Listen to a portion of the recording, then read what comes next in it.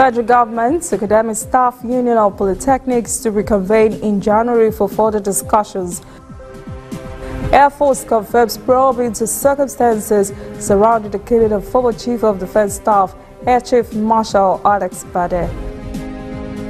In international news, Trump's White House in chaos as President orders withdrawal of U.S. troops from Syria.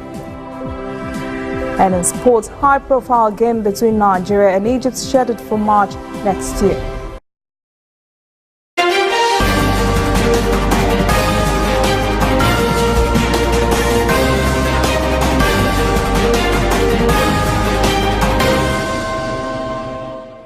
This is ANN News.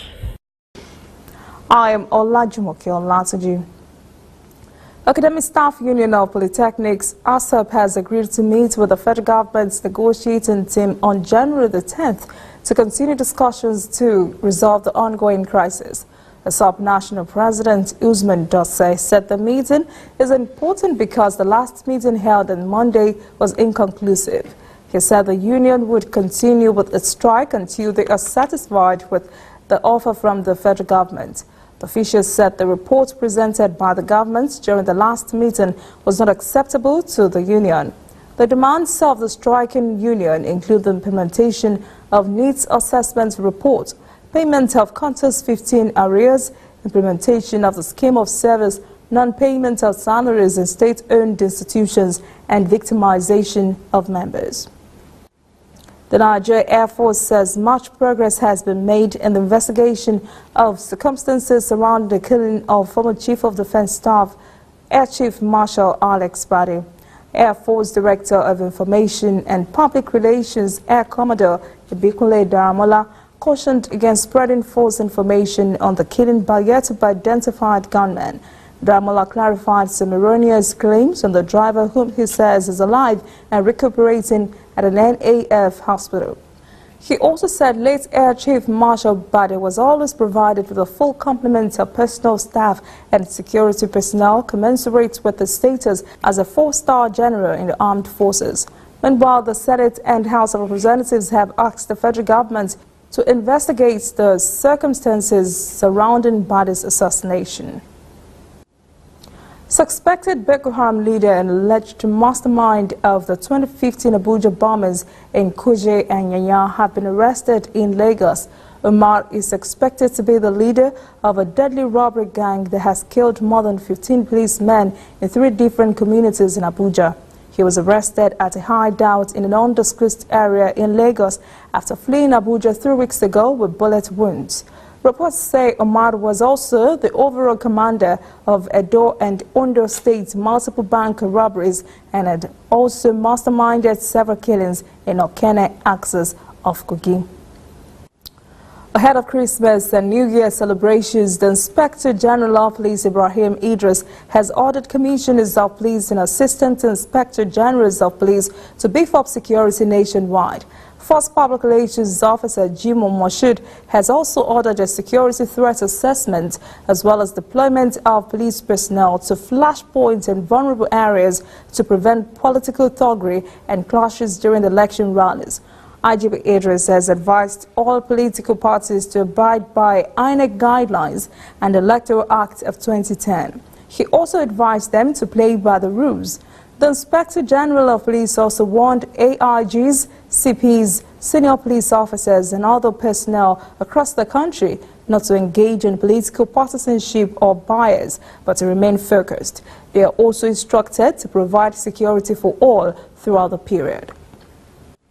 To enhance the level of education in Nigeria, the federal government has released 71 billion naira from the Paris Club refund to the Universal Basic Education Commission to provide infrastructure in public primary and secondary schools. UPEC Executive Secretary Dr. Hamid Boboyi said the commission would disburse the money to the 36 states and the Federal Capital Territory in Abuja within 3 months to enable them to commence the rehabilitation of various public schools. Boboyi said apart from the Paris Club refund, the Commission would disburse another 71 billion naira, which is the matching grant for the states and the FCT. Oboye said UBEC had also successfully conducted a head count of teachers and pupils in primary and secondary schools across the country, so the census would be announced by February next year. Nigeria is expected to cut its crude oil production by 3% to more than 1 million barrels per day for the first half of next year. This is an effort by the Organization of Petroleum Exporting Countries to reduce oversupply. OPEC and 10 non-OPEC countries agreed earlier this month to cut oil production by 1.2 million BPD effective from January for an initial period of 6 months to shore up what many expect to be weakening market fundamentals ahead. Nigeria was exempted from the previous quotas last year, but now it is asked to join the deal during the OPEC meeting in Vienna earlier this month.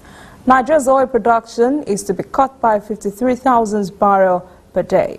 The report revealed that OPEC would short us 812,000 BPD of those cuts, while the non-OPEC participants would cut 383,000 BPD. The National Insurance Commission, NICOM, has withdrawn with immediate effect the new state insurance distribution channel state insurance producers recently evolved. SIP is a newly developed alternative channel for insurance distribution.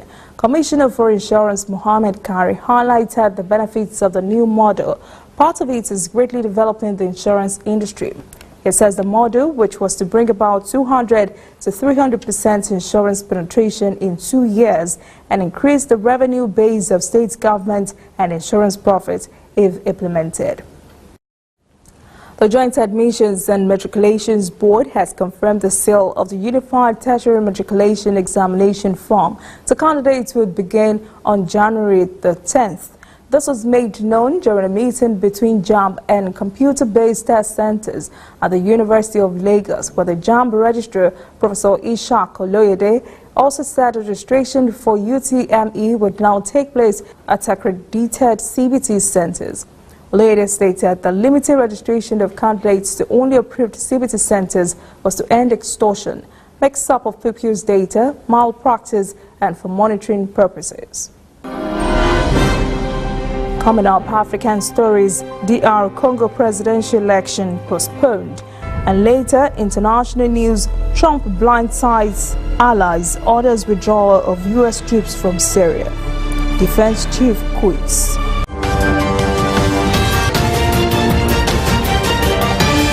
You are watching ANN. This used to be me.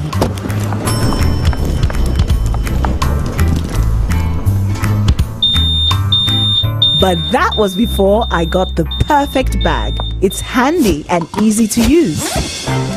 All I need in one compact space, just like my MTN Extra Value plan. I used to get one plan for my calls and then try to remember which data plan worked for me.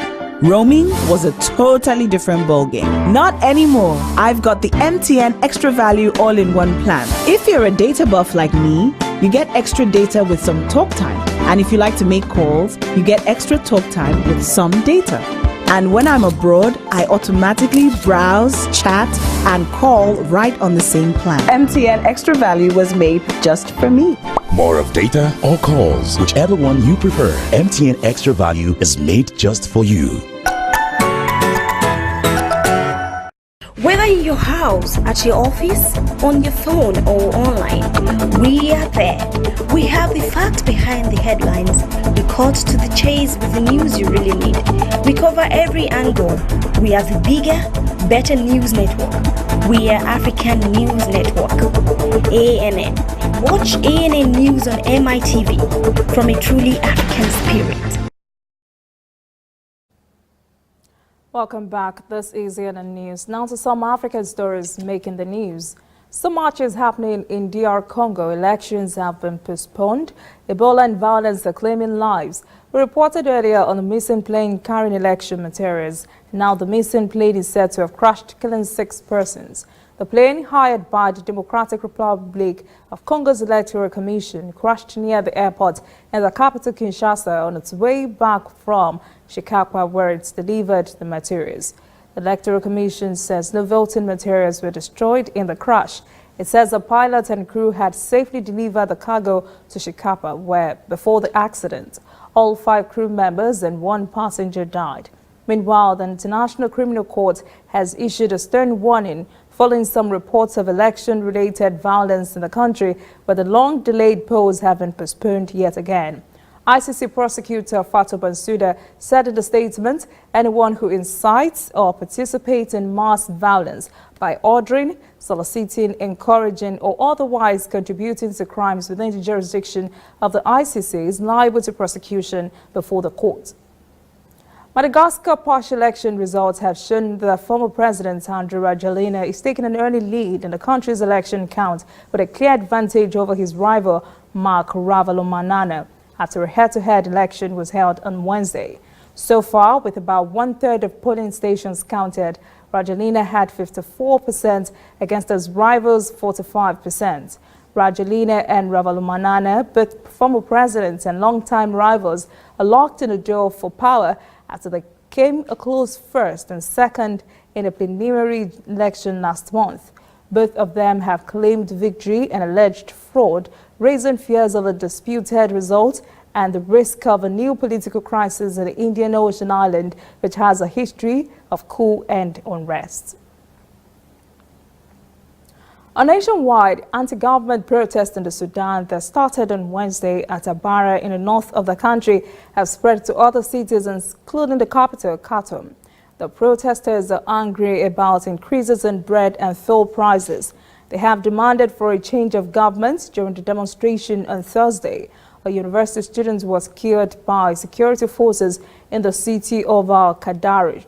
A lawmaker, Mubarak Al-Nol, says the situation in the city has become dangerous and the protests have developed to include fires and theft.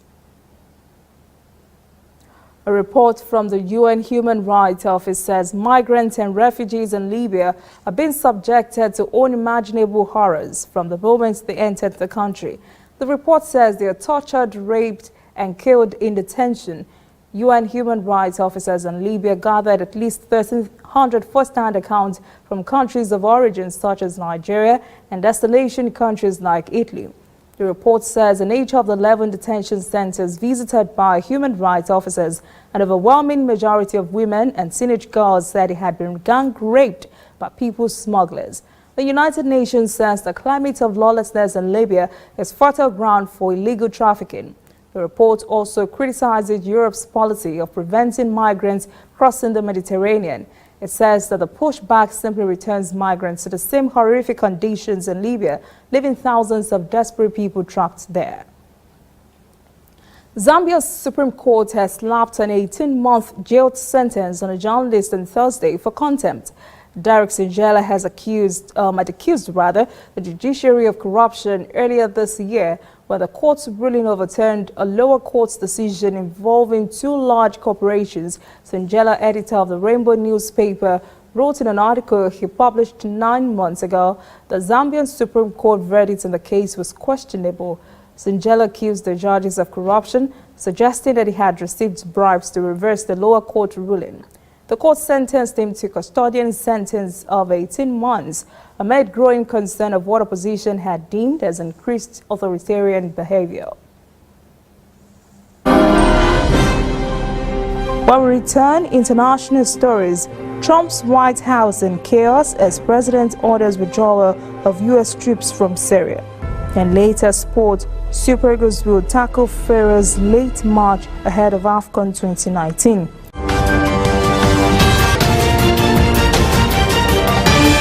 You are watching ANN.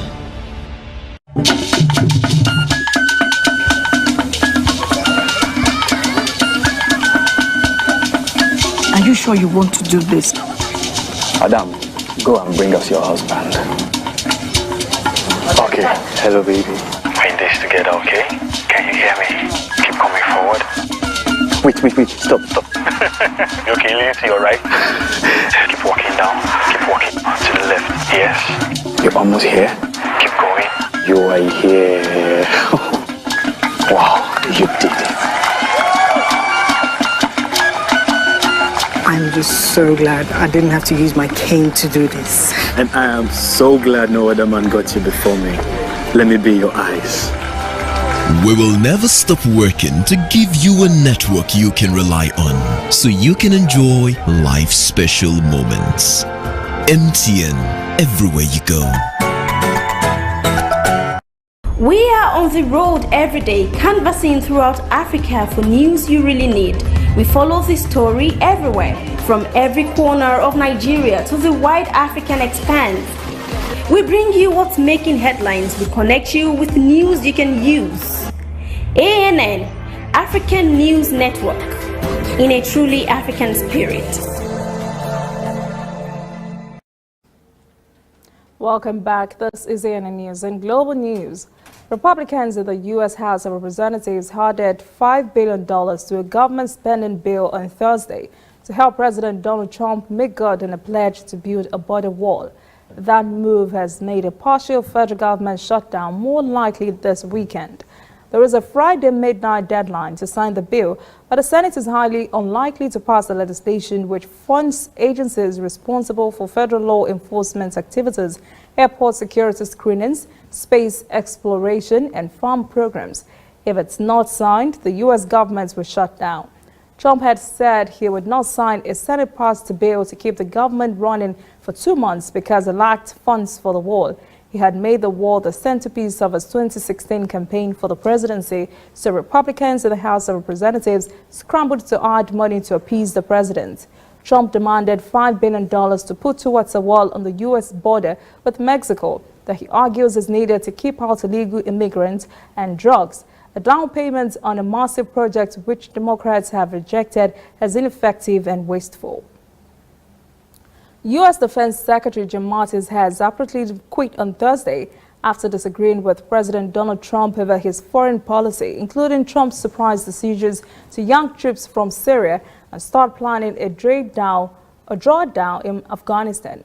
Mattis' candid resignation letter to Trump laid bare the growing divide between them. He implicitly criticized Trump for failing to value America's closest allies who fought alongside the United States in both conflicts. Mattis' resignation later proved false Trump's earlier claim that the defense secretary was retiring. A Spanish cabinet meeting in Barcelona on Friday would be greeted with protests by Catalan separatists, even though both governments agreed the previous day to work on a political solution to the dispute. In a Thursday night meeting, Sanchez and Catalonia's pro-independence regional government head, Quim Torra, agreed to open a deeper dialogue and to work to reach a political solution to the conflict.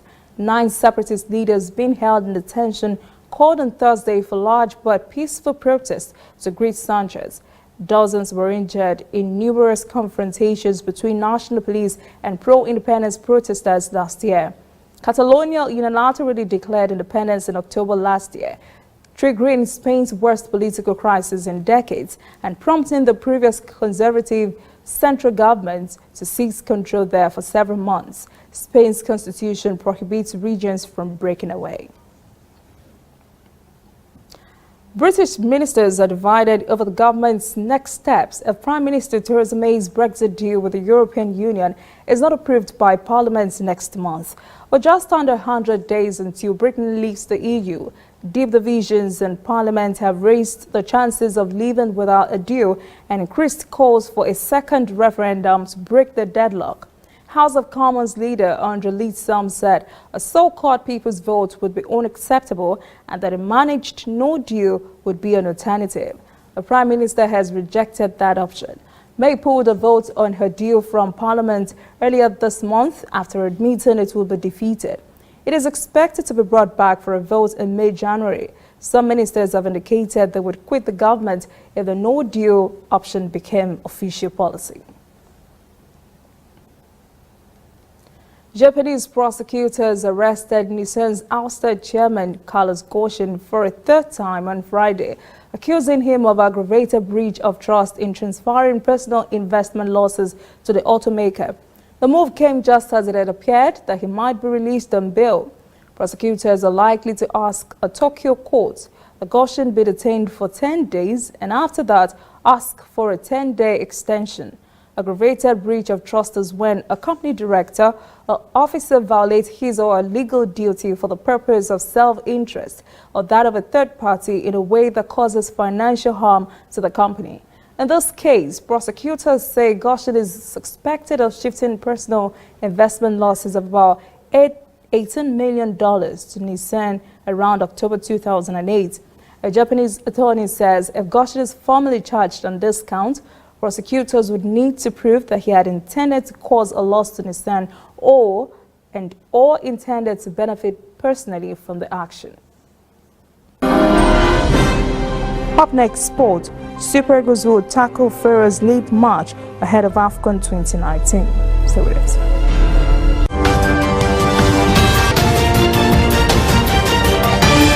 You are watching ANN. If you know fit go internet or follow for Twitter, you know fit snap photo send or get it photo send. Now because you dey use Palasa, your phone no dey answer. See me see wahala. My brother, go get smartphone, yeah. Drop that Palasa phone. Phone wey no go for your hand, yeah. Drop that Palasa phone. Phone wey no fit take selfie. Drop that Palasa phone. No be correct phone, yeah. Drop that Palasa phone. Upgrade to a smartphone today and get double data for 6 months on any MTN data bundle you buy. Simply purchase a smartphone from any store, anywhere in Nigeria, or bring your current smartphone from any network. Insert your MTN SIM card to start enjoying your double data bonus. Offer is open to all new and existing MTN subscribers. Join the largest smartphone movement today. Make it not for your hand, that's Palasa phone.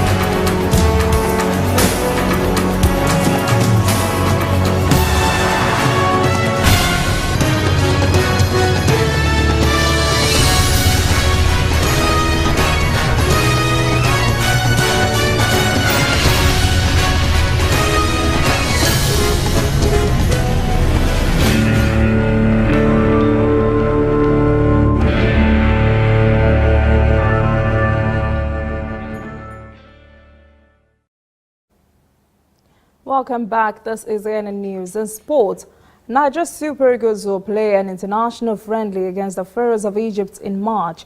The game is scheduled to prepare both teams for the 2019 Africa Cup of Nations, which is expected to be hosted by South Africa or Egypt. Cameroon were stripped off hosting right last month, where CAF officials found that most necessary facilities were not ready. Senegal have ended 2018 as the highest-rated African nation in the final FIFA World Ranking of the year, but they remain worst number 23. Zimbabwe and Sierra Leone both moved up a single place, but Nigeria retains its 44th position in world rankings. That is ANN News this evening. Thank you for joining us. For details on this and other stories, visit our website, annafrica.net. Conversation continues on our social media platforms, Twitter, Instagram, and Facebook at ANN Africa TV. I am Olajumoke Olatunji. Have a great weekend.